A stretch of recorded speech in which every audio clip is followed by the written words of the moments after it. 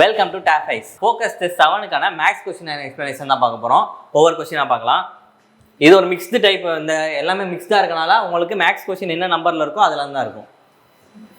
Okay, first question, the value of அப்படின்னு சொல்லி ஒரு நார்மல் சிம்பிளிஃபிகேஷன் கொஸ்டின் தான். இப்போ பாருங்களேன், ரூட்டுக்குள்ளே என்ன இருக்குது, 16 இருக்குது, இங்கே கியூப் ரூட் இருக்குது. இப்போ இங்கே எதுவுமே போடலை அப்படின்னா அது ஸ்கொயர் ரூட்னு அர்த்தம். இந்த மாதிரி 3 அப்படின்னு மென்ஷன் பண்ணாங்கன்னா கியூப் ரூட் அப்படின்னு அர்த்தம். ஒருவேளை 4 இல்லை 5 அப்படின்னு மென்ஷன் ஆனா நம்ம வந்து அந்த இதுக்கு ஒன்று எடுக்கணும். இப்போ பாருங்களேன், இப்போ கியூப் ரூட் அப்படின்னா இந்த 3 0க்கு ஒரு 0 வெளியே எடுக்கிறோம், இந்த 3 0க்கு ஒரு 0 வெளியே எடுக்கிறோம். 8ஓட கியூப் ரூட் என்னது, 2 × 2 × 2 தானே 8, அப்போ ஒரு 2 அவ்வளோதான். இன்டூ என்னது, இங்கேயும் அதே மாதிரி தான் 2 0க்கு ஒரு 0 வெளியே எடுக்கிறோம்.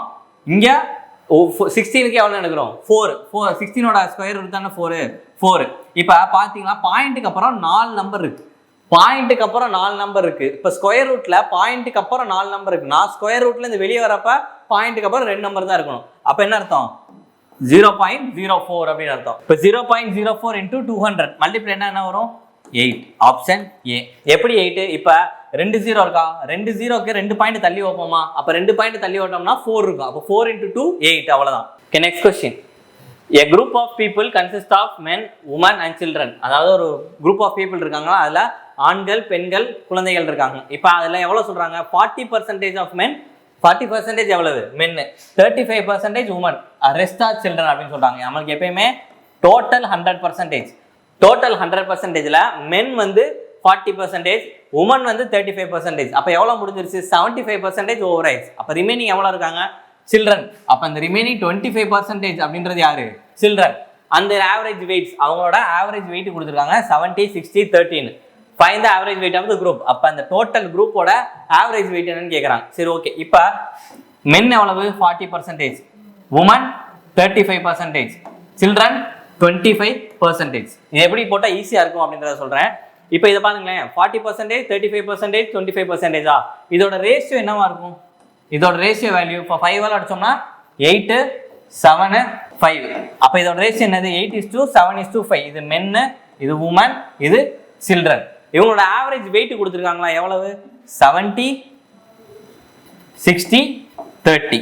அவ்வளோ. இதோட கம்பைன்ட் ஆவரேஜ் தானே கேட்குறாங்க. இப்போ இதோட கம்பைன்ட் ஆவரேஜ் என்ன பண்ணலாம், 8 × 70, 7 × 60, 5 × 30 டிவைடட் பை டோட்டல் எவ்வளவு, 8 + 7 + 5 20. அப்படி போட்டால் நம்ம கண்டுபிடிச்சிடலாம். ஸோ அப்படி தான் போடணுமா, வேற மெத்தட் இல்லையானா இருக்கு. இப்போ நான் உங்களுக்கு அதுவும் சொல்கிறேன், இதுவும் சொல்கிறேன். இப்போ இது ரெண்டையும் மல்டிப்ளை பண்ண என்ன வரும், 560.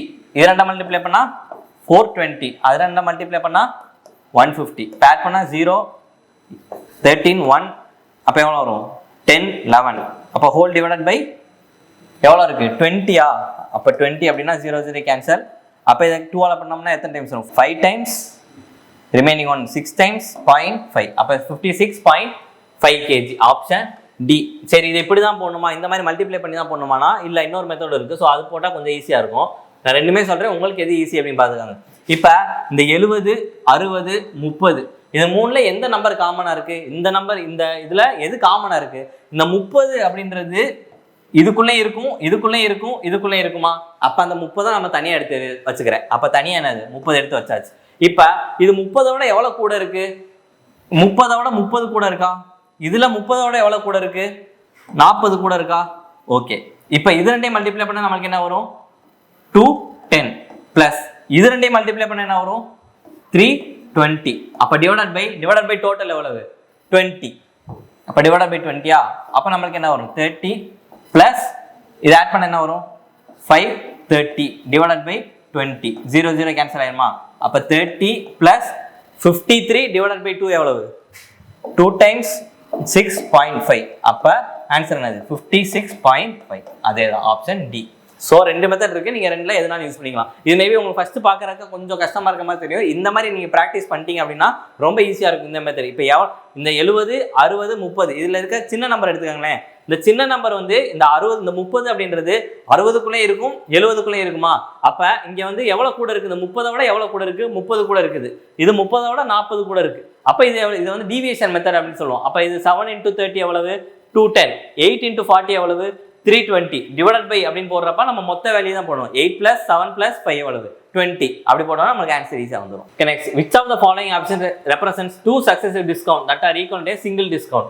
இப்போ 84% சிங்கிள் டிஸ்கவுண்ட்ல இதுல எந்த ரெண்டு சக்சஸிவ் கொடுத்தா எனக்கு வரும் அப்படின்னு சொல்லி கேட்குறாங்க. ஸோ இது நம்ம ஆப்ஷன்ல இருந்து போட்டோம்னா கொஞ்சம் ஈஸியா இருக்கும். ஸோ சக்சஸிவ் டிஸ்கவுண்ட் ஃபார்முலா என்னது நம்மளுக்கு?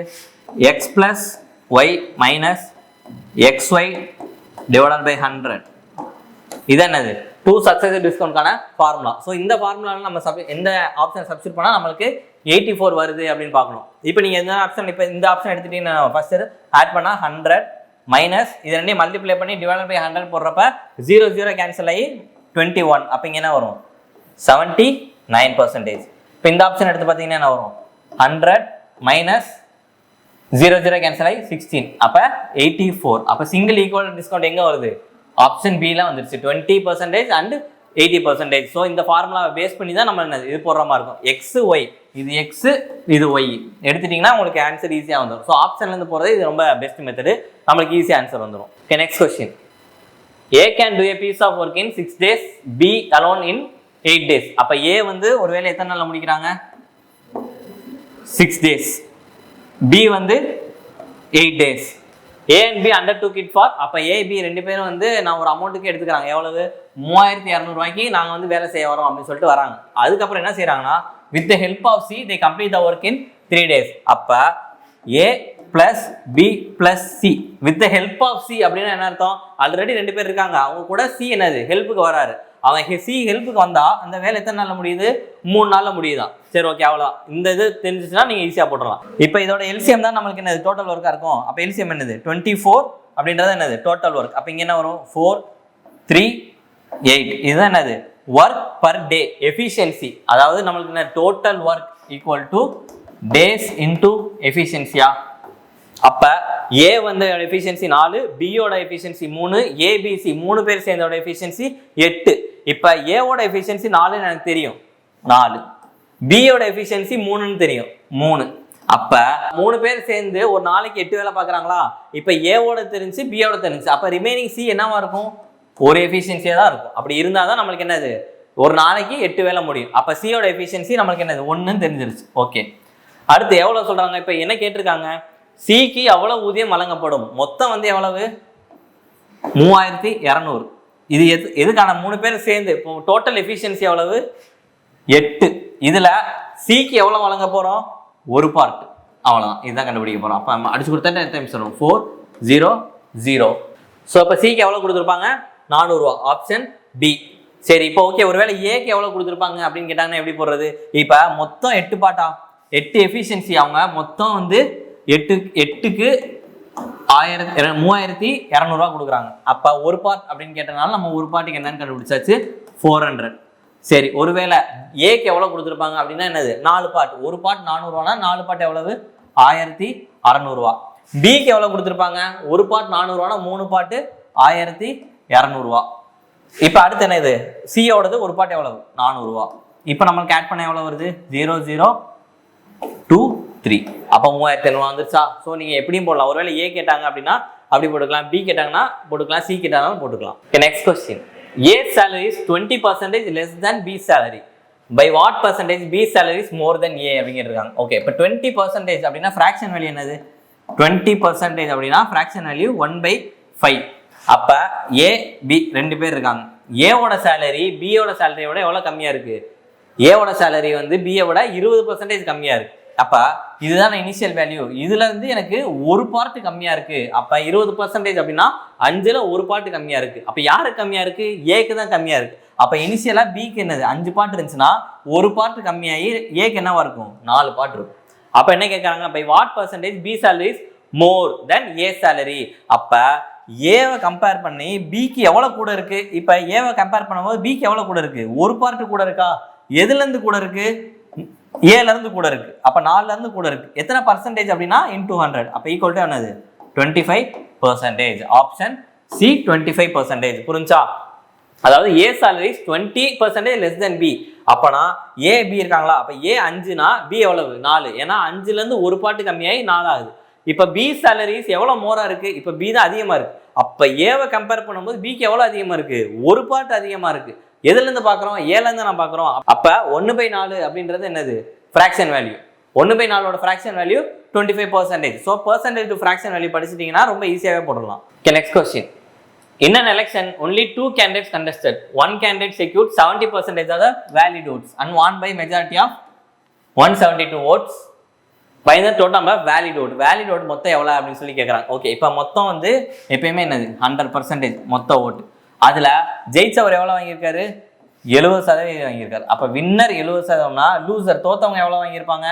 30% வாங்கியிருப்பாங்களா? அப்போ ஜெயிச்சவங்க 70% அப்படின்னா லூசர் 30% வாங்கியிருப்பாங்க.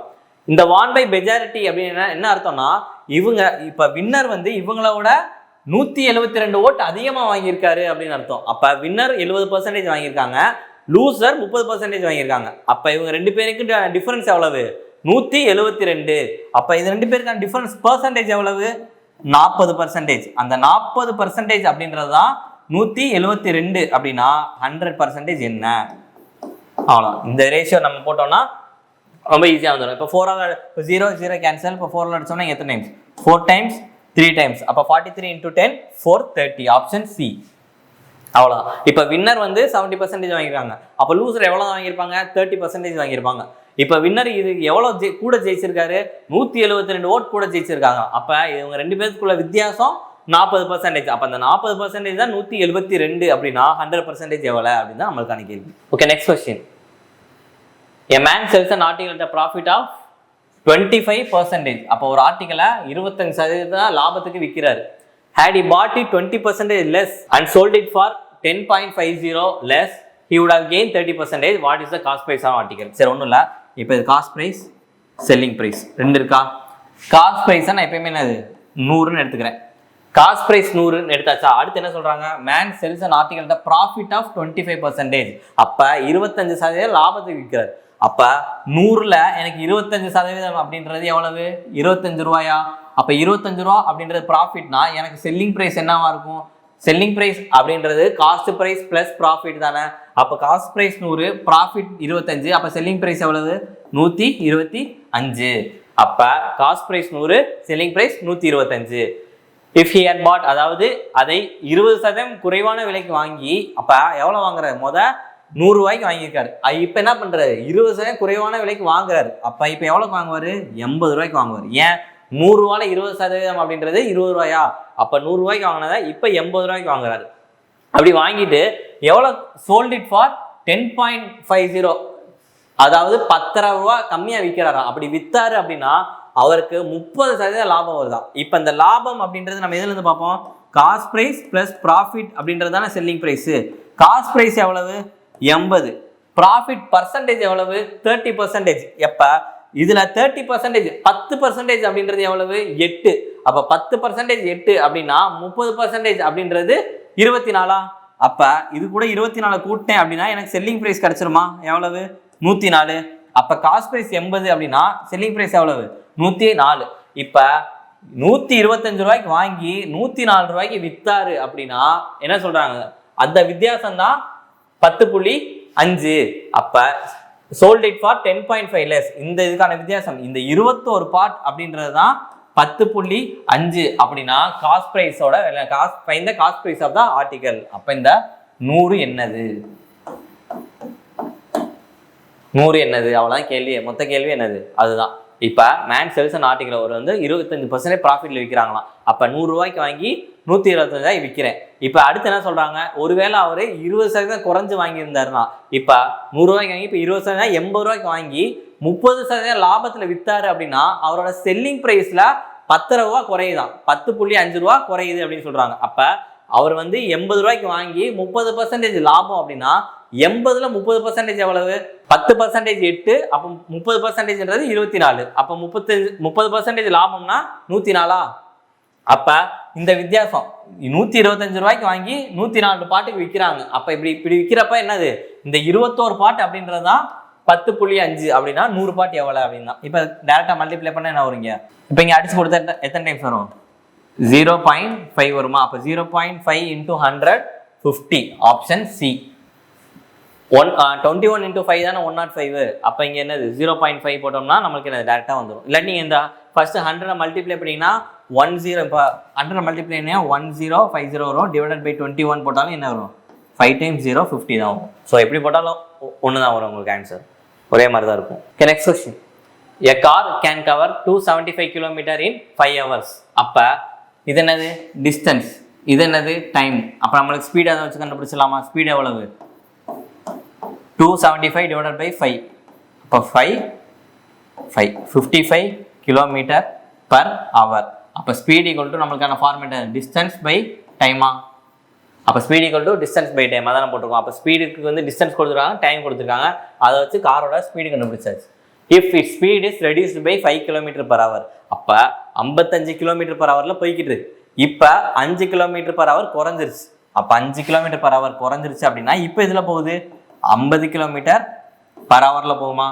ஓகே, அப்படி போச்சுன்னா எவ்வளோ டைம் ஆகும்? எப்போ இந்த 250 km கவர் பண்ண எவ்வளோ டைம் ஆகும் அப்படின்னு கேட்குறாங்க. டேரெக்டாக பார்த்தாலே தெரியுது. ஒரு மணி நேரத்துக்கு 50 km அப்படின்னா 5 மணி நேரத்தில் 250 km கடந்துருமா? அவ்வளோதான். Option D 5 hours. இல்லை நான் ஃபார்முலாவில் போட்டு தான் போடலாம். Time equal to distance by speed. Distance எவ்வளோ? 250 டிவைடட் பை ஸ்பீடு எவ்வளோ? 50. அப்போ அடிச்சு கொடுத்தா என்ன வரும்? 5 hours. ஸோ எப்படினாலும் போடலாம். 50 km per hour அப்படின்றது ஸ்பீடு. அதாவது என்ன அர்த்தம்னா ஒரு மணி நேரத்துக்கு 50 km போகும் அப்படின்னு அர்த்தம். அப்போ ஒரு மணி நேரத்துக்கு 50 km-னா 250 km போகிறதுக்கு எவ்வளோ நேரம் ஆகும்? 5 மணி நேரம் ஆகுமா? அவ்வளோதான். Okay, next question. சிம்பிளிஃபை த எக்ஸ்பிரஷன். ஓகே, இதெல்லாம் வந்து நீங்கள் டேரெக்டாக நீங்கள் √1 + cos θ டிவைடட் பை 1 - cos θ அப்படின்னா இந்த டைரக்ட் வேல்யூஸ்லாம் படித்து வச்சுருந்தீங்கன்னா ரொம்ப ஈஸியாக டக்குன்னு பார்த்தோன்னே போட்டுடலாம். இதோட ஆன்சர் வந்து கொசிகன் θ + cot θ அப்படின்ட்டு. ஸோ இதெல்லாம் என்னது வேல்யூஸ். நம்ம ட்ரிக்னாமெட்ரியை பொறுத்த வரைக்கும் நம்ம வந்து ஐடென்டிட்டிஸு ரிசல்ட் எல்லாம் மனப்பாடம் பண்ணி வச்சிருந்தோம் அப்படின்னா டேரெக்டாக போடுற மாதிரி தான் இருக்கும். இதை சால்வ் பண்ணி போடுறதுக்கும் நீங்கள் டேரெக்டாக போடுறதுக்குமே நிறைய வித்தியாசம் இருக்கும். ஸோ இது எப்படி இது வந்துச்சு அப்படின்னு சொல்கிறேன். இப்போ √of தானே, √1 + cos θ டிவைடட் பை 1 - cos θ. இப்போ காஞ்சிகேட் எடுப்போமா? காஞ்சிகேட் எடுக்கிறது அப்படின்னா என்னது? இன்டூ இந்த சிம்பிளை மட்டும் மாட்டி போடும். மைனஸ் cos θ என்னது? ப்ளஸ் cos θவா இருக்கும். அப்போ 1 + cos θ divided by 1 + cos θ. 1 + cos θ divided by 1 + cos θவா? அப்போ ஸ்கொயர் ரூட் ஆஃப் என்ன வரும்? 1 + cos θ the whole square divided by 1 - cos square θ. புரிஞ்சா? இது எப்படி? a - b into a + b ஃபார்மேட்டில் இருக்கா? a² - b² equal to a + b into a - b எழுதலாமா? So a - b into a + b a² - b² அப்படி எழுதியாச்சு. ஈக்குவல் டு இது புரிஞ்சுல? 1 + cos θ, இங்கேயும் 1 + cos θ. அப்போ 1 + cos θ ஹோல் ஸ்கொயர். ஓகே, இப்போ இது எப்படி எழுதலாம்? 1 + cos θ the whole square divided by sin square θ. sin square θ எப்படி நமக்கு தெரியும்? sin square θ + cos square θ ஓட வேல்யூ 1. அப்பனா sin square θ equal to 1 - cos square θ. அப்போ 1 - cos square θவை sin square θ எழுதிக்கலாம். அப்போ இங்கே என்ன sin square θ எழுதிக்கலாமா? இப்போ ரூட் தனித்தனியாக எடுத்தோன்னா என்ன வரும்? √1 + cos θ the whole square divided by √sin square θ. இப்போ ரூட்டும் இந்த 2ம் கேன்சல், இந்த ரூட்டும் இந்த 2ம் கேன்சல் பண்ணால் என்ன வரும்? 1 + cos θ டிவைடட் பை sin θவா? அப்போ 1 + cos θ டிவைடட் பை sin θவா? அப்போ இதை sin θ ரெண்டு காமனாக தானே இருக்குது. அப்போ எப்படி எழுதிக்கலாம்? 1/sin θ + cos θ by sin θ. 1/sin θ என்னது? சைனோட இன்வெர்ஸ் என்னது? கொசிகண்ட். அப்போ சைனோட இன்வெர்ஸ் என்னது? கொசிகண்ட். 1/sin θ என்ன எழுதிக்கலாம்? Cosecant θ + cos θ by sin θ cot θ. அப்போ cos θ + கொசிகண்ட் θ + cot θ தான் நம்மளுக்கான ஆன்சர். ஸோ இது இந்த மாதிரி உங்களுக்கு டெரிவேஷன் பண்ணி நீங்கள் ஆன்சர் கொண்டு வரதுக்கு நீங்கள் result √1 + cos θ divided by 1 - cos θ அப்படின்னாலே கொசிகன் θ + cot θ தான் இதோட ரிசல்ட் அப்படின்னு தெரிஞ்சு வச்சுட்டீங்கன்னா இதெல்லாம் வித்தின் 3 to 5 செகண்ட்ஸில் போட்டுட்டு அடுத்த சம் போயிடலாம். ஸோ இப்படி தான் நீங்கள் என்னது டைமை மிச்சப்படுத்தணும். ட்ரிக்னாமெட்ரியை பொறுத்த வரைக்கும் ரிசல்ட் நிறையா படித்து வச்சுக்கணும். இப்போ இதுவுமே பார்த்தீங்கன்னா கொசிகன் θ sin θவோட இன்வெர்ஸ் என்னது? கொசிகன் θ. கொசிகன் θவோட இன்வெர்ஸ் sin θ. tan θவோட இன்வெர்ஸ் cot θ. அப்போ tan θ அப்படின்னா என்ன தெரியுமா? sin by cos அப்படின்னா tan θ. அப்போ cot θ அப்படின்னா cos by sin, அதாவது டேனோட இன்வெர்ஸ். ஸோ இதெல்லாம் என்னது ரொம்ப பேசிக்கானது. இது தெரிஞ்சிட்டீங்க அப்படின்னா ரொம்ப ஈஸியாக போட்டுடலாம் sums. Next question, find the value of. இது என்னது உங்களுக்கு? இதுதான் ஒரு நார்மல் ரேஷியோ தான் கொடுத்துருக்காங்க. எக்ஸோட வேல்யூ கேட்குறாங்க. இப்போ 48 divided by x equal to x divided by 75. அப்போ வேல்யூ என்ன? X square equal to 48 into 75. இதை மல்டிப்ளை பண்ணி நீங்கள் ஸ்கொயர் ரூட் எடுத்தால் உங்களுக்கு என்னது ஆன்சர் வந்துடும். ஆனால் அப்படி பண்ணாமல் நம்ம என்னது மோஸ்ட்டாக பிரிக்க பழகிக்கணும். எப்படி பிரிக்கிறது இதை? இப்போ 48 எப்படி பிரிக்கலாம்? 8 into 6 பிரிக்கலாமா, இன்டூ இதை எப்படி பிரிக்கலாம், 25 into 3 பிரிக்கலாமா. இப்போ அந்த 25 ஸ்கொயர் ரூட் எடுத்தால் என்னது 5. ஓகே, இதில் பார்த்தீங்கன்னா எத்தனை 2 இருக்கு, 4 2 இருக்கும். அப்போ இங்கே என்னது, சரி 4 into 2ன்னு எழுதிக்கும், இங்கே 3 into 2ன்னு எழுதிக்கும், இங்கே ஒரு 3 இருக்கா. அப்போ 2 3க்கு ஒரு 3, ஒரு 4க்கு ஒரு 2, 2 2க்கு ஒரு 2. அப்போ என்ன 15 15 2s are 15 2s are 30, 30 2s are 60. Option D 60. So புரிஞ்சா, நம்ம பிரித்து போடுறது தான். ஏன் நான் வந்து 2க்கு 1 எடுத்துருக்கேன் அப்படின்னா என்னது, இந்த ஸ்கொயர் அங்கிட்டு போகிற என்ன ஆயிடும், ஸ்கொயர் ரூட் ஆயிரும். ஸோ அப்போ அந்த 48 நான் எப்படி பிரிச்சிருக்கேன், அப்போ 48 நீங்கள் எப்படி வேணாலும் பிரிச்சுக்கலாம், உங்களுக்கு கன்வீனியன்ட் தான். 48 நான் 8 into 6 அப்படின்னு பிரிச்சிருக்கேன். இப்போ இந்த திருப்பி 8 என்னது 4 into 2ன்னு பிரிக்கலாமா, இதை 3 into 2ன்னு பிரிக்கலாமா. இந்த 75 எப்படி பிரிக்கலாம், 25 into 3 பிரிக்கலாமா. அப்போ இந்த 25க்கு ஸ்கொயர் 25 ஸ்கொயர் தானே 25. அப்போ 25ஓட ரூட் என்னது 5. அப்போ 2 5க்கு ஒரு 5 எடுத்தாச்சு, இங்கே ஒரு 3 இங்கே ஒரு 3 இருக்கு, ஒரு 3 எடுத்தாச்சு. இந்த 4க்கு ஒரு 2 எடுத்தாச்சு, இந்த 2 2க்கு ஒரு 2 எடுத்தாச்சு. அப்போ ஸ்கொயர் ரூட் அப்படின்னால 2 வேல்யூக்கு ஒரு வேல்யூ எடுக்கிறோம், அதுதான். இல்லை நீங்கள் மல்டிப்ளை பண்ணி தான் போட்டுறேன் ஈஸியாக இருக்குன்னா மல்டிப்ளை பண்ணியே போட்டுக்கலாம், ஒன்றும் பிரச்சனை இல்லை. இதை நான் எப்படி எழுதலாம்னா சும்மா சொல்கிறேன், தெரிஞ்சு வச்சுக்கலாம். இப்போ இந்த 75 நான் 300 divided by 4 எழுதிக்கிறேன். அப்போ 4 4 இங்கே கேன்சல் பண்ணால் 12. அப்போ 3600. இது ஸ்கொயர் ரூட் எடுத்தால் 60. ஸோ எப்படி வேணாலும் போடலாம், நீங்கள் பிரித்து போடலாம், மல்டிப்ளை பண்ணி போடலாம், பிரித்து எழுதலாம். இந்த 300 divided by 4 அப்படின்னா இந்த 75 எழுதியிருக்கேன். அப்போ 75 நான் 300 divided by 4 போட்டாலும் எனக்கு 75 தானே. இது எதுக்கு போகிறோம்னா இதே எனக்கு கேன்சல் பண்ணி ஈஸியாக இருக்கும், மல்டிப்ளை பண்ணுறதுக்கு ஈஸியாக இருக்கும். ஸோ அதுக்காண்டி தான் எப்படி பண்ணால் நம்மளுக்கு வந்து கால்குலேஷன் ஈஸியாக போடலாம் அப்படின்னு தான் பார்க்கணும். ஓகே, இப்போ regular polygon has a 65 diagonals, then the number of sides of this polygon has. இது டைரக்ட் ஃபார்முலா தான். டயகனலோட ஃபார்முலா என்னது, n into n minus 3 divided by 2. So என்னது, இதுதான் டைரக்ட் ஃபார்முலா. அப்போ இங்கே என்ன வரும்,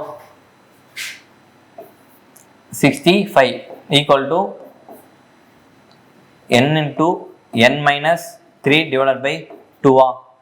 அப்போ இந்த 2 மல்டிப்ளை பண்ண என்னது 130 equal to n into n minus 3. So இதை வந்து நீங்கள் என்ன உள்ள மல்டிப்ளை பண்ணி குவாட்ராட்டிக் ஈக்குவேஷனை போட்டு போடலாம். அப்படி இல்லாட்டி என்ன பண்ணலாம், இந்த என்னோட வேல்யூ தானே கேட்குறாங்க, நீங்கள் ஆப்ஷன்லேருந்து என்னோட வேல்யூ சப்ஸ்டிட் பண்ணியும் போடலாம். ஸோ எப்படி போட்டாலும் உங்களுக்கு என்னது ஆன்சர் ஆன்சர் தான் வரும். இப்போ 12 போட்டோம்னா இங்கே என்ன வரும், 12 அப்படின்னா இங்கே 12 into 9 வரும். அப்போ 12 into 9 யூனிட் டிஜிட்டை பார்த்தாலும் என்ன தெரியுது, 0 இல்லை. ஸோ நம்மளுக்கு 12 into 9 அப்படின்றது யூனிட் டிஜிட்டில் 8 வரும். இங்கே என்னது ஆன்சரில் 0 இருக்குது. இப்போ 14 அப்படின்னா n 14 போட்டிங்கன்னா 14 into 11 எவ்வளவு, யூனிட் டிஜிட் 0 இல்லை. 13 போட்டிங்கன்னா என்ன வரும், 13 into 10. அப்போ 13 into 10 130 வந்துருச்சா. அப்போ ஆப்ஷன் சி தான். இல்லை நான் உள்ள மல்டிப்ளை பண்ணி போனாலும் n square minus 3n minus 130 equal to 0 அப்படின்னு போட்டு குவாட்ராட்டிக் ஈக்குவேஷன் போட்டு போடுற மாதிரி இருக்கும். ஸோ அதை போடுறதுக்கு நீங்கள் முடிஞ்ச அளவுக்கு ஸ்டெப்ஸை சிம்பிளிஃபை பண்ணிட்டு அங்கேருந்து நீங்கள் ஆப்ஷன்லேருந்து போனீங்கன்னா ரொம்ப ஈஸியாக இருக்கும். இப்போ என்னக்கான வேல்யூ தானே கேட்குறாங்க, நம்பர் ஆஃப் சைட்ஸு. அப்போ என்னோட வேல்யூ எனக்கு நீங்கள் எந்த வேல்யூ சப்ஸ்டிட் பண்ணிங்கன்னா இது சாட்டிஸ்ஃபை ஆகுதுன்னு பாருங்கள். அப்போ என்னக்கு நம்ம 12 போட்டோம்னா 12 into n minus 3 என்னது 9. அப்போ 12 into 9 நம்மளுக்கு 130 வராது.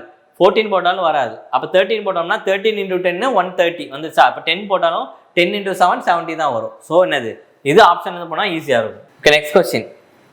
3 pencil and 5 pens together. அப்போ 3 பென்சில் ப்ளஸ் என்ன சொல்கிறாங்க 5 பென் எவ்வளோ ரூபாயா, 101 ரூபா. இது வந்து அல்ஜிப்ரிக் ஈக்குவேஷன் மாதிரி தான். 5 pencil 3 pen, 5 pencil plus 3 pen எவ்வளவு 91. இப்போ என்ன கேட்டிருக்காங்க, 2 பென்சில் 2 பென்னோட விலை என்னன்னு கேட்டிருக்காங்க. ஸோ இது எப்படி போடலான்னா, நீங்கள் ஃபஸ்ட்டு வந்து ஏதாச்சும் ஒன்று ஈக்குவல் பண்ணிட்டு ஒரு பென்சில் கண்டுபிடிச்சி இல்லை பென் கண்டுபிடிச்சி போடுற மாதிரி இருக்கும். நீங்கள் அப்படிலாம் போட வேணாம். இந்த சமயம் எப்படி ஈஸியாக அப்ரோச் பண்ணலாம் அப்படின்னா, இப்போ டோட்டல் பாருங்களேன், இங்கே என்ன இருக்குது 3 பென்சில், இங்கே என்னது 5 பென்சில், இங்கே 5 பென்னு 3 பென்னு. இப்போ இது ரெண்டையும் ஆட் பண்ண இது ஒரு ஈக்குவேஷன், இது ஒரு ஈக்குவேஷன் வச்சுக்கோம். இது ரெண்டையும் ஆட் பண்ணால் நமக்கு என்ன வரும், 8 பென்சில் ப்ளஸ் 8 பென் எவ்வளோ வேல்யூ 192. அப்போ இந்த மொத்த ஈக்குவேஷனுமே டிவைடட் பை 4 போடலாமா. போட்டால் எனக்கு என்ன கிடைக்கும், 2 pencil plus 2 pen equal to இதையும் டிவைடட் பை 4 போட்டால் என்ன வரும் 4 times 16 போக ரிமைனிங் 3 இருக்குமா? அப்போ 32 எப்போ வரும்? 8 times. அப்போ 48. அப்போ ஆப்ஷன் சி 48 தான் நம்மளுக்கான ஆன்சர். ஸோ இந்த மாதிரி ஈஸியாக நீங்கள் போட்டிங்கன்னா ரொம்ப ஈஸியாக இருக்குல்ல. நீங்கள் என்ன பண்ணணும், இந்த குவாட்ராட்டிக் ஈக்குவேஷன் அப்படின்னா பென்னையும் பென்சிலை ஏதோ ஒன்று ஈக்குவேட் பண்ணிட்டு ஒன்றை கேன்சல் பண்ணி பென்னு கண்டுபிடிச்சு பென்சில் கண்டுபிடிச்சு அப்புறம் அதில் 2 எவ்வளோ அப்படின்னு கண்டுபிடிக்கிறதுக்கு இந்த மாதிரி சம்ஸ் வந்துச்சுன்னா நீங்கள் இப்படி ஈஸியாக அப்ரோச் பண்ணிங்கன்னா ரொம்ப ஈஸியாக இருக்கும். அப்போ இந்த மாதிரி ஈக்குவலாக இருக்குது. அப்போ 8 பென்சில் 8 பென்னோட வேல்யூ 192. அப்போ நம்மளுக்கு கேட்குறது என்னது, 2 பென்சில் 2 பென்னோட வேல்யூனால நான் டிவைடட் பை 4 போட்டிருக்கேன். ஒருவேளை 4 பென்சில் 4 பென்னோட வேல்யூ கேட்டாங்கன்னா டிவைடட் பை 2 போட்டிங்க அப்படின்னா வந்துடும். ஸோ இந்த மாதிரி ஈக்குவேஷனை எப்படி ஈஸியாக சால்வ் பண்ணணும் அப்படின்னு தான் இது. Next question. ஓகே, மீன் கொடுத்துருக்காங்க, மீடியன் கொடுத்துருக்காங்க, மோட் என்னன்னு கேட்குறாங்க. இது டைரக்ட் ஃபார்முலா தான். என்ன formula? Mode equal to 3 median minus 2 mean. இந்த ஃபார்முலா சப்ஸ்டிட்யூட் பண்ணிங்கன்னா உங்களுக்கு டைரக்ட் ஆன்சர். அப்போ 3 இன்டூ மீடியனோட வேல்யூ எவ்வளவு? 32 மைனஸ் 2 மீனோட வேல்யூ எவ்வளவு? 28.5. அப்போ 3 இன்டூ 32 96 மைனஸ் இப்போ 28 இன்டூ 2 பண்ணோம்னா 56. அப்போ 0.5 ப்ளஸ் 0.5 57. அப்போ இங்கே என்ன வரும்? 9 இங்கே போட்டோம்னா கேன்சல் பண்ணால் 8. அப்போ 3 39. ஆப்ஷன் டி 39 தான் இதுக்கான ஆன்சர். ஸோ டைரக்ட் ஃபார்முலா தான். இந்த ஃபார்முலா தெரிஞ்சு அப்படின்னா நீங்கள் இதை போட்டுடலாம். ஒருவேளை உங்களுக்கு சில நேரம் மோடு கொடுத்து மீடியன் கொடுத்து மீன் கேட்பாங்க, இல்லை மோடு கொடுத்து மீன் கொடுத்து மீடியன் கேட்பாங்க. எந்த ஃபார்முலா கேட்டாலும் இந்த ஒரு ஃபார்முலா தான். இதை மாற்றி போட்டு கண்டுபிடிச்சிக்கலாம். Okay, next question. Manoj travels from city A to B. அதாவது என்னது, சிட்டி ஏ அப்படின்றது சிட்டி பிக்கு போறாரு. If Manoj drive his car at 3/5 hours normal speed. அப்போ நார்மல் ஸ்பீட்லேருந்து எவ்வளோ போறாரு? 3 part. இப்போ டோட்டல் இதுதான் என்னது, நார்மல் ஸ்பீட். அப்போ நார்மல் ஸ்பீட்லேருந்து அவர் இப்போ எதில் போறாரு? 3 பார்ட்டில் போறாராம். அதாவது 5 நார்மல் ஸ்பீட் அப்படின்னா இப்போ அவர் 3 பார்ட்டில் போறாராம். அப்போ ஸ்பீட் என்னது? 5:3 எழுதிக்கலாமா? இந்த ஸ்பீட் அப்படின்றது இது நார்மல், இது அவர் எப்பயும் போகிற ஸ்பீடு, இது இப்போ நியூவாக போகிற ஸ்பீடு. அப்போ இது நார்மலாக, இது நியூ. அதாவது இது ஒரிஜினல், இது நியூ அப்படின்னு கூட வச்சுக்கலாம், எப்படி வேணா வச்சுக்கலாம். இப்போ ஒரு நார்மலாக 5ல் போகிறவர் இப்போ எவ்வளோ போகிறாரு? 3ல் தான் போகிறாரு. அப்படி போனார் அப்படின்னா 10 நிமிஷம் லேட்டாக போகிறாங்க. அப்போ எவ்வளோ நார்மல் ஸ்பீடில் போயிருந்தா எவ்வளோ நேரத்தில் போயிருப்பாங்க அப்படின்றதான் கேள்வி. ஒன்றும் இல்லை, இப்போ மொத்தமாக 5 தான் மொத்தமாக அவர் போகிற ஸ்பீடு. அதுலேருந்து இப்போ பார்த்தீங்கன்னா 3 part அப்படின்றத ஸ்பீடில் போகிறாரு. அப்படி போகிறனால என்ன ஆகுதுன்னா அவருக்கு 10 நிமிஷம் லேட் ஆயிருதான். அப்போ 10 நிமிஷம் லேட் ஆயிடுச்சு அப்படின்னா அவர் என்ன கேட்குறாங்க, நார்மல் ஸ்பீடில் போயிருந்தா எப்போ போயிருப்பாங்க, எந்த டைமில் போயிருப்பாங்க அப்படின்னு தான் கேட்குறாங்க. சரி, ஒன்றும் இல்லை, நம்மளுக்கு தெரியும். இப்போ இங்கே பார்த்தீங்கன்னா சிட்டி ஏ டு பின்னு தானே சொல்லியிருக்காங்க. இது எல்லாமே சிட்டி ஏ டு பி தான் இருக்குது. அப்போ சிட்டி ஏ டு பி அப்படின்ற டிஸ்டன்ஸ் பார்த்தீங்கன்னா கான்ஸ்டன்ட் தான். டிஸ்டன்ஸ் என்னது? சேம் தான். இதில் டிஸ்டன்ஸ் எங்கேயா மாறி இருக்கா? மாறலை. இப்போ டிஸ்டன்ஸ் சேமாக இருந்துச்சு அப்படின்னா நம்மளுக்கு ஃபார்மேட் என்னது? ஸ்பீடு இன்வெர்ஸ்லி ப்ரொபோஷனல் டு டைமா? அப்போ டிஸ்டன்ஸ் கான்ஸ்டன்ட் இருந்தால் ஸ்பீடும் டைமும் இன்வெர்ஸ்லி ப்ரொபோஷனல். அப்போ ஸ்பீடு 5:3 அப்படின்னா டைம் என்ன இருக்கும்? 3:5. அப்போ ஸ்பீடு 5:3 அப்படின்னா டைம் என்னது? இன்வெர்ஸ் 3:5 இருக்கும். இது ரெண்டுக்கான டிஃபரன்ஸ் எவ்வளவு? 10 மினிட்ஸா? அப்போ இது ரெண்டுக்கான டிஃபரன்ஸ் எவ்வளவு? இந்த 2 part அப்படின்றது தான் 10 மினிட்ஸ்னா ஒரு பார்ட் எவ்வளவு? 5 மினிட்ஸா? அவங்க என்ன கேட்குறாங்க? Find the time Manoj would have taken to reach if normal ஸ்பீடில் போயிருந்தாங்கன்னா எந்த டைமில் போயிருப்பாங்க. இப்போ நார்மல் ஸ்பீடு என்னது? 5 part. அதுக்கான டைம் என்னது? 3 part. அப்போ ஒரு பார்ட் 5 அப்படின்னா இந்த 3 part எவ்வளவு? 15 மினிட்ஸ். அவங்க கேட்குறது ஆன்சர் என்னது? மினிட்ஸில் தான் சொல்லியிருக்காங்க. ஸோ அப்போ ஆப்ஷன் டி 15 மினிட்ஸ். அவ்வளோதான் இதுக்கான ஆன்சர். ஸோ கொஸ்டின் தான் உங்களுக்கு பார்க்குறதுக்கு பெருசாக தெரியும். ஸோ ஒரே ஈக்குவேஷன் தான், ஒரே ஸ்டெப்பு தான். ஸ்பீடும் டைமும் டிஸ்டன்ஸ் கான்ஸ்டன்டாக இருந்தால் ஸ்பீடும் டைமும் இன்வெர்ஸ்லி ப்ரொபோஷனல் அப்படின்னு தெரிஞ்சுன்னா இதை போட்டுடலாம். அப்போ 10 மினிட்ஸ் லேட்டாக போகிறாங்களா? அப்போ இந்த 2 part அப்படின்னு தான் 10 மினிட்ஸ்னா ஒரு பார்ட் எவ்வளவு? 5 மினிட்ஸ். அவங்க கேட்குறது என்ன? Normal speed. இது நார்மல் ஸ்பீடு, இது நார்மல் டைம். அப்போ நார்மல் ஸ்பீடில் போனாங்கன்னா அந்த டைம் என்னன்னு கேட்குறாங்க. ஒரு பார்ட் 5 அப்படின்னா 3 part எவ்வளோ? 15 மினிட்ஸ் ஆகணும். Okay, next question. If one of the roots of the equation x² - 24x + k = 0 is x = value of okay என்ன கேட்குறாங்க அப்படின்னா ஒரு equation one of the roots of the equation அப்படின்னு சொல்லிட்டு ஒரு ஈக்குவேஷன் கொடுத்துருக்காங்க. எக்ஸோட வேல்யூ கொடுத்துருக்காங்க. ஸோ அதை வச்சு நம்ம கே கண்டுபிடிச்சிடலாமா? இப்போ எக்ஸோட வேல்யூ 2 அப்படின்னா கேவோட வேல்யூ என்ன இருக்கும்? இங்கே சப்ஸ்டியூட் பண்ண அந்த 2 இந்த ஈக்குவேஷன் சப்ஸ்டியூட் பண்ண என்ன வரும்? 2² = 4 - 24 × 2 48 + k = 0வா? அப்போ கேவோட வேல்யூ என்னது? 44. தெரிஞ்சா அப்போ 4 மைனஸ் 48 மைனஸ் 44 அப்போ மைனஸ் 44 இங்கிட்ட வந்துச்சுன்னா ப்ளஸ் 44 அப்போ கேவோட வேல்யூ 44. இப்போ இந்த கேவோட வேல்யூ இங்கே சப்ஸ்டியூட் பண்ணா என்ன வரும்? X square minus 24x plus 44 equal to 0. அப்போ நம்மளுக்கான குவாட்ரட்டிக் ஈக்குவேஷன் என்ன வந்திருக்கு? X square minus 24x plus 44. அப்படின்னா இதுக்கு என்ன அர்த்தம்? ரெண்டு வேல்யூ வருமா இதுக்கு? ரூட்ஸ், இதோட ரூட்ஸ் என்ன? ரெண்டு வரும். இப்போ இந்த 44 அதாவது மல்டிப்ளை பண்ணால் எனக்கு 44 வரணும், அதை வந்து நான் ஆட் பண்ணோம்னா எனக்கு மைனஸ் 24 வரணும். அப்படி எப்படி அந்த நம்பரை பிரிக்கலாம் அப்படின்னு சொல்லிட்டாங்க. இப்போ வேற என்ன? இப்போ ஒரு தானே கேட்குறான், ஒரு இது நம்மளுக்கு 2 தெரிஞ்சிருச்சு. அப்போ ஒரு வேல்யூ 2 அப்படின்னா இன்னொரு வேல்யூ என்ன தானே கேட்குறாங்க. இப்போ இது எப்படி பிரிக்கலாம் நம்ம? இப்போ இதை வந்து 2 into 22 பிரிக்கலாமா? இப்போ 2 into 22 பிரிச்சா எனக்கு மல்டிப்ளை பண்ணால் எவ்வளோ வருது? 44 வருதா? அப்போ இது ரெண்டையும் ஆட் பண்ணால் எவ்வளோ வருது? 24 வருது. ஆனால் என்னது எனக்கு மைனஸ் சிம்பிள் இருக்குது. அப்போ இங்கேயும் என்ன பண்ணணும்? மைனஸ் மைனஸ் போட்டுக்கணும். அப்போ மைனஸ் 2 into மைனஸ் 22 ப்ளஸ் 44. அப்போ மைனஸ் இன்ட்டு மைனஸ் என்னது? ப்ளஸ் ஆயிருமா? Minus 2 plus minus 22 minus 24. அப்போ எக்ஸோட வேல்யூ என்னது? எக்ஸ் மைனஸ் 2 அப்படின்றது ஒரு வேல்யூ, எக்ஸ் மைனஸ் 22 அப்படின்றது ஒரு வேல்யூ ஈக்குவல் டு 0. அப்போ எக்ஸோட வேல்யூ என்னது? 2,22. அப்போ எக்ஸோட வேல்யூ என்னது? 2,22. ஒரு வந்து எக்ஸோட வேல்யூ 2ன்னு சொல்லிட்டாங்க. அப்போ இன்னொரு வேல்யூ என்னது? 22. ஆப்ஷன் சி இதான் கேட்டிருக்காங்க. ஸோ 1 2ன்னு சொல்லிட்டாங்க. அப்போ இன்னொரு வேல்யூ என்னது? 22. இதுதான் இதுக்கான ஆன்சர். ஸோ ஃபர்ஸ்ட்டு அவங்க கொடுத்துருக்க எக்ஸ் வேல்யூ வச்சு நீங்கள் கே கண்டுபிடிக்கிறீங்க. கேவை கண்டுபிடிச்சா அந்த ஈக்குவேஷனை சப்ஸ்டிட் பண்ணால் ஒரு குவாட்ரட்டிக் ஈக்குவேஷன் வரும். இப்போ இதை வச்சு ஒரு பார்ட் 2 அப்படின்னா இன்னொன்று என்னவா இருக்கும்? 22 தான் இருக்கும். ஏன் இந்த 44 எப்படி பிரிக்க பண்ணலாம்? 2 into அப்படின்னா எப்படி பிரிக்கலாம்? 2 into 22 மட்டும் தான் பிரிக்க முடியும். ஸோ இப்போ 2 into 22 பிரிக்கிறப்ப மைனஸ் இன்ட்டு மைனஸ் என்னது? ப்ளஸ் ஆயிருமா? அப்போ மைனஸ் 2 மைனஸ் 22 மைனஸ் 24. அப்போ X minus 2 into X minus 22 தான் ஈக்குவல் டு 0 அப்படின்னா எக்ஸோட வேல்யூ என்னது? 2,22.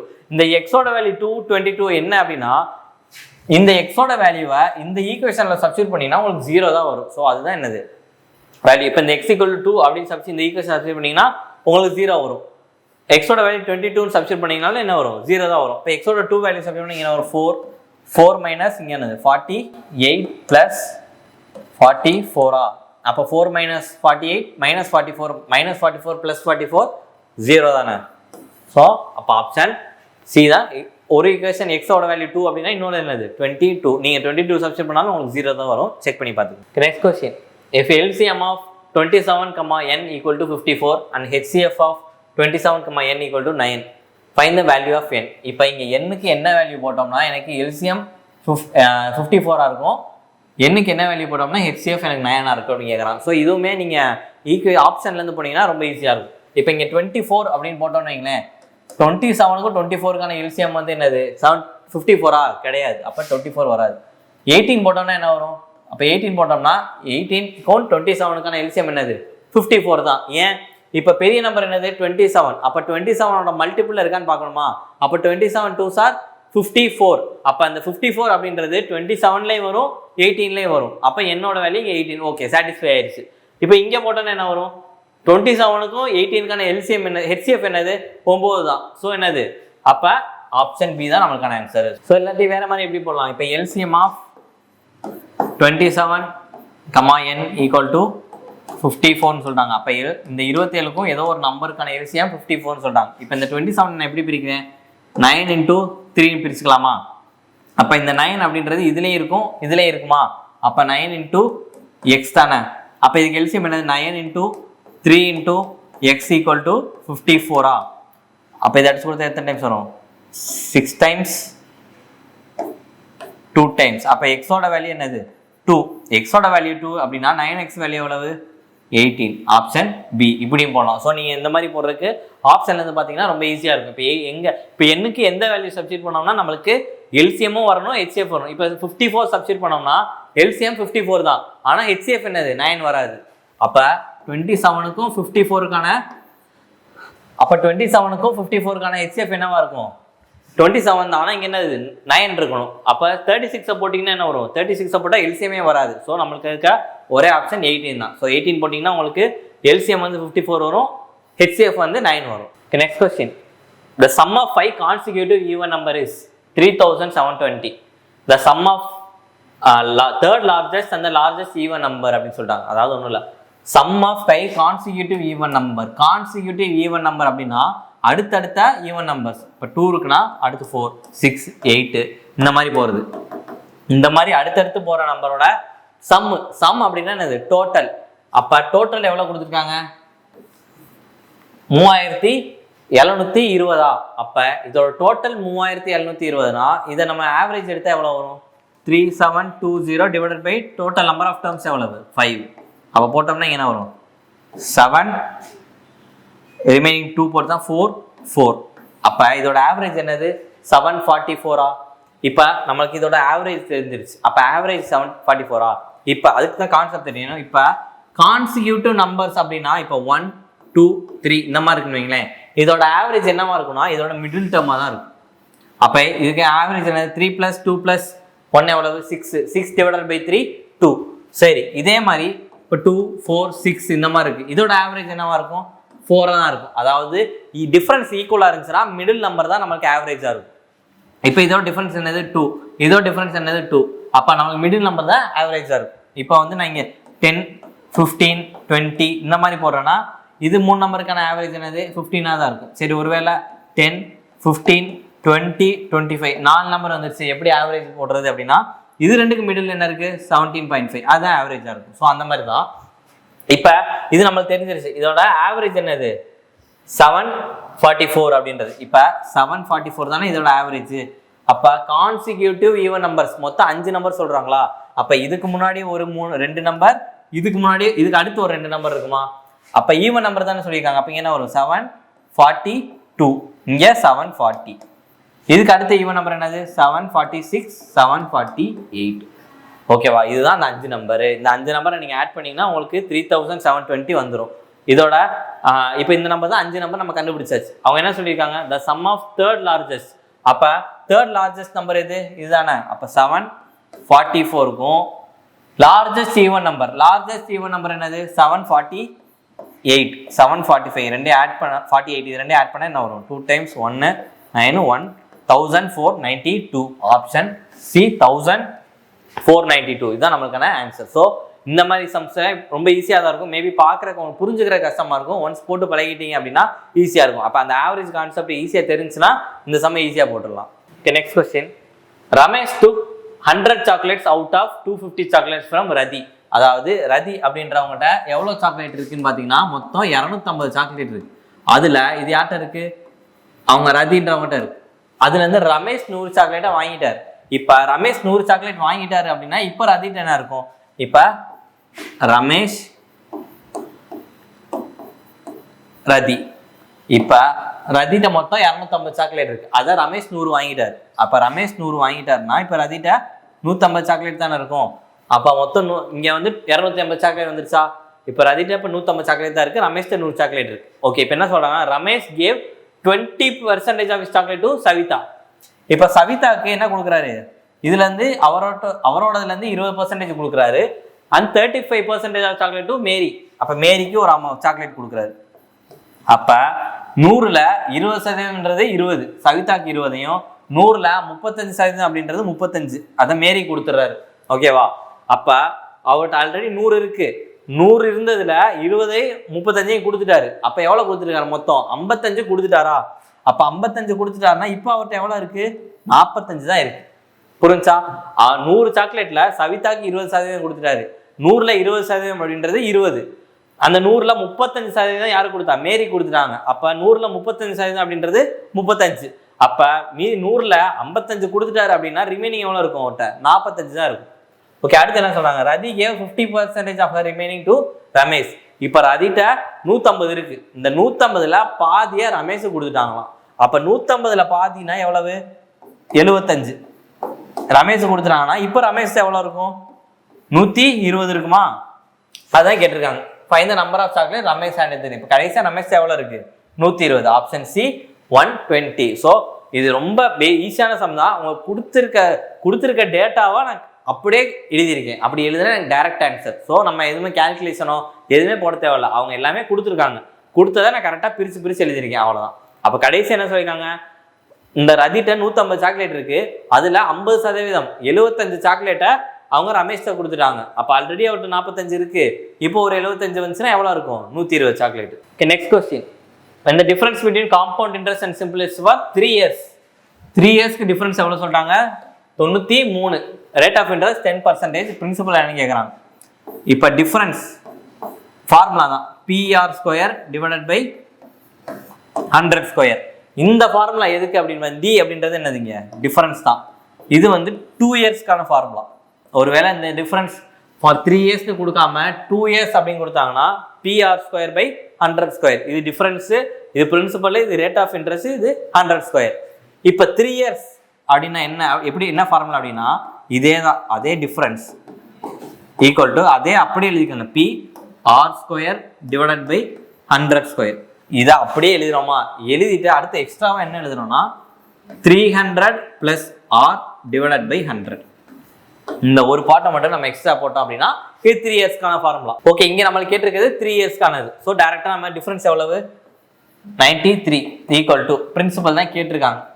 ரேட் ஆஃப் இன்ட்ரெஸ்ட் என்னது? 10%. அப்போ 10 ஸ்கொயர் என்னது? 100 divided by 100 into 100 into 300 plus R. 300 plus R அப்படின்னா 310. ரேட் ஆஃப் இன்ட்ரெஸ்ட் எவ்வளவு? 10% தானே சொல்லியிருந்தாங்க. அப்போ 10 டிவைடட் பை 100. அப்போ ஒரு 100க்கு ஒரு 100 கேன்சல். இங்க வேற என்ன பண்ணலாம்? இந்த ஒரு ஜீரோக்கு இங்க ஒரு ஜீரோ கேன்சல் பண்ணலாமா? இப்போ இந்த 31 இதையும் கேன்சல் பண்ணா 3 டைம்ஸா? அப்போ இங்க எத்தனை ஜீரோ? 1 0 2 0 3 0. அப்போ பிரின்சிபல் ஈக்குவல் டு 3 into 1000 3000. அப்போ நம்மளுக்கான ஆன்சர் என்னது? Option A 3000. ஸோ டைரக்ட் அந்த ஃபார்முலா தெரிஞ்சுன்னா சப்ஸ்டியூட் பண்ணி நீங்கள் ஆன்சரை போட்டுடலாம். ரொம்ப சிம்பிள் தான். அப்போ 2 இயர்ஸ்க்கு டிஃபரன்ஸ் என்னது? PR square by 100 square. 3 years அப்படின்னா PR square by 100 square into 300 plus R by 100. அவ்வளோதான். Okay, next question. The simple interest for a principal amount in 360 for a period of 4. அதாவது என்ன சொல்லியிருக்காங்க அப்படின்னா ஒன்றும் இல்லை, 4 வருஷத்துக்கு 2% ரேட் ஆஃப் இன்ட்ரெஸ்ட் சிம்பிள் இன்ட்ரெஸ்ட்டில் போட்டோம்னா எனக்கு எவ்வளோ ரூபா வருதுன்னா 360 ரூபா வருதான். அப்போ அதோட அசல் என்ன, பிரின்சிபல் என்ன அப்படின்னு கேட்டிருக்காங்க. இப்போ ஒரு வருஷத்துக்கு 2% அப்படின்னா 4 வருஷத்துக்கு எத்தனை பர்சன்டேஜ்? ஒரு வருஷத்துக்கு 2% அப்படின்னா 4 வருஷத்துக்கு 8%. 8% வேல்யூ தான் அவங்க கொடுத்துருக்காங்க 360 அப்படின்னு. நம்மளுக்கு தேவை பிரின்சிபல். பிரின்சிபல் எப்பயுமே 100% என்ன அப்படின்னா நீங்கள் ஃபார்முலா போட்டும் போடலாம். SA equal to PNR by 100 அப்படி போட்டும் போடலாம். ஸோ அப்படி போட்டாலும் சேம் ஆன்சர் தான் வரும்.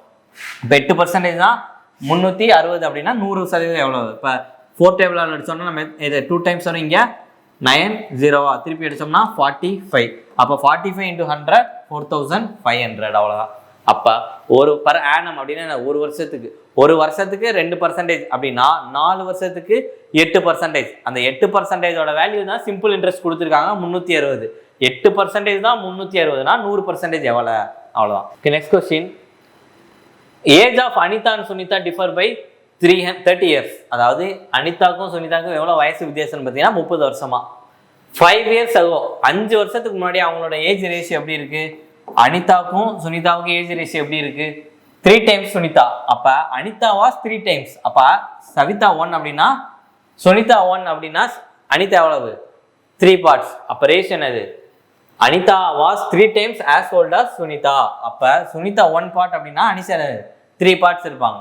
இவங்க 2 பேருக்கான ஏஜ் டிஃபரன்ஸ் தான் எவ்வளவு? 2 பார்ட் அப்படின்றதா 30. அவங்க கொடுத்துருக்க 30. அப்போ 1 பார்ட் எவ்வளவு? 15 இயர்ஸா? அப்போ 1 பார்ட் 15 இயர்ஸ்னா அப்போ அனிதாவோட ஏஜ் என்னவா இருக்கும்? 45. சுனிதாவோட ஏஜ் என்னவா இருக்கும்? 15. ஓகேவா? அப்போ நம்மளுக்கு ஆன்சர் என்னது? 15. ஒருவேளை ஆப்ஷன்ல 15 இருக்கலாம். சுனிதா தான் கேட்டிருக்காங்க, 15 இருக்கலாம். ஆனால் நீங்கள் 15 போட்டிங்கன்னா தப்பு. ஏன் அப்படின்னா இந்த ரேஷியோ எப்போ உங்களுக்கு 5 இயர்ஸ் எகோ தான் அனிதாக்கும் சுனிதாக்கும் 3 டைம்ஸ் டிஃபரன்ஸ். அப்போ இது 5 வருஷத்துக்கு முன்னாடி. அப்போ இப்போ ப்ரெசென்ட்ல அப்படி எவ்வளவு? 5 வருஷத்துக்கு கூட்டோம்னா அவங்க கேட்டிருக்கிறது சுனிதாவோடது 20. அப்போ option C 20 years. Percentage of Sunitha. ஒருவேளை அனிதா கேட்டிருந்தாங்கன்னா 50 இயர்ஸ். அவ்வளோ. இல்லை 2 பேர் டோட்டல் கேட்டாங்கன்னா நீங்கள் ஆட் பண்ணி போடுங்க. ஸோ என்ன கேட்டிருக்காங்க அப்படின்றத பொறுத்து தான். ஒருவேளை பர்சன்டேஜ் கேட்காம 5 இயர்ஸ் எகோவே அப்படி கேட்டிருந்தாங்கன்னா 15 இயர்ஸ். அவ்வளோதான். இப்போ அனிதாக்கும் சுனிதாக்கும் ரேஷியோ எவ்வளவு? 1:3. இப்போ இது 2க்கான டிஃபரன்ஸ் தான் அவங்க கொடுத்துருக்க 30 இயர்ஸ். அப்போ 2க்கான டிஃபரன்ஸ் 30 அப்படின்னா ஒரு பார்ட் எவ்வளவு? 15. இது எப்பயுமே ரேஷியோ தானே. ரேஷியோ அப்படின்றது ஒரிஜினல் கிடையாது. டூப்ளிகேட் பார்ட் தான். அப்போ ஒரு பார்ட் 15 அப்படின்னா 3 பார்ட் எவ்வளவு 45. அப்போ ஒரு பார்ட் 15. அப்போ இதுலேருந்து அது வந்து இந்த ரேஷியோ பார்த்தீங்கன்னா 5 வருஷத்துக்கு முன்னாடி 45 15 எழுதிருக்காங்க. அப்போ ப்ரெசென்ட்டாக பார்த்தீங்க அப்படின்னா இவங்களோட ஏஜ் என்னவா இருக்கும் 50 இருக்கும், இவங்களோட ஏஜ் 20 இருக்கும். அவ்வளோ. இப்போ பார்த்தீங்கன்னா டிஃபரன்ஸ் பார்த்தீங்கன்னா 30 இருக்கா, 50க்கும் 20க்கான டிஃபரன்ஸ் 30 இருக்கு. அப்போ நம்மளுக்கு கொடுத்துருக்கிறது என்னது எல்லாமே சாட்டிஸ்ஃபை ஆயிருக்கு. So option C 20 years. அவ்வளோதான். The volume of the cylinder is 5500. Find its diameter of base with the height of the cylinder. Direct formula தான். Volume of the cylinder formula என்னது pi r square h. இதுதான் எவ்வளோ கொடுத்துருக்காங்க 5500. அப்போ பையோட value என்ன 22 divided by 7 into radius என்னது radius நம்மளுக்கு தெரியாது. அப்போ radius r square equal to height எவ்வளோ 70 equal to 5500.